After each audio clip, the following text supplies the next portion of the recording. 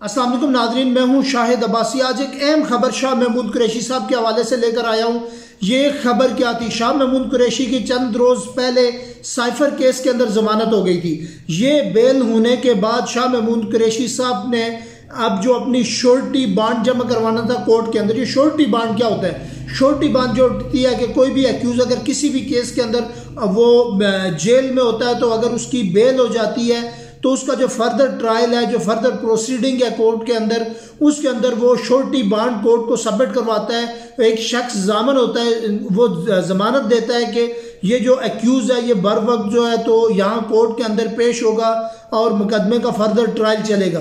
तो शाह महमूद कुरैशी साहब की जमानत तो मंजूर हो गई थी, श्योरिटी बॉन्ड भी जमा हो गया था और बकौल शाह महमूद कुरैशी साहब के वकील के रोबकार रिहाई जो जारी होती है, वो रोबकार रिहाई जब जारी होती है तो उसके बाद यही देखा जाता है कि अगर मुलजम कोई दीगर किसी केस के अंदर मतलूब नहीं होता तो फिर उसको थ्रू प्रॉपर चैनल रिहा कर दिया जाता है। लेकिन यहाँ पे चीज़ें थोड़ी मुख्तलिफ हुई। शाह महमूद कुरैशी साहब के वकील ने जो तज़किरा किया वो मैं आपसे पहले डिस्कस करता हूँ और फिर उसके बाद एक खबर देता हूँ कि नया जो अपसेट हुआ उनके साथ वो क्या हुआ है। शाह महमूद कुरैशी साहब के जो वकील हैं बैरिस्टर तैमूर मलिक के मुताबिक सुबह से हम अदालत में बैठे थे, श्योरिटी बॉन्ड का प्रोसेस मुकम्मल करने, रोबकार जारी करने की दरख्वास्त की।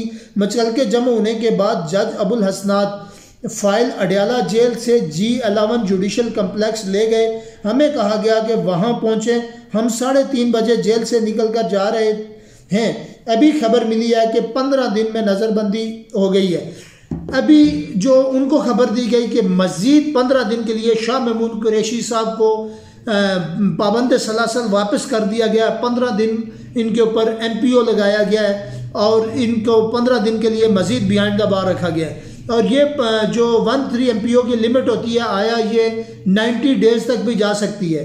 तो क्या शाह महमूद कुरैशी साहब को रिहा किया जाएगा 15 दिन के बाद, या फिर 13 MPO को कोर्ट के अंदर चैलेंज किया जाएगा, या फिर मज़ीद इसको एक्सटेंड किया जाएगा? ये आने वाले दिनों में फर्दर जो इसकी कार्रवाई होगी वो देखी जाएगी। लेकिन एक बड़ी अजीब सिचुएशन है पाकिस्तान तहरीक इंसाफ के लिए, लेकिन नून लीग के लिए भी ये पोजीशन खतरे से खाली नहीं है।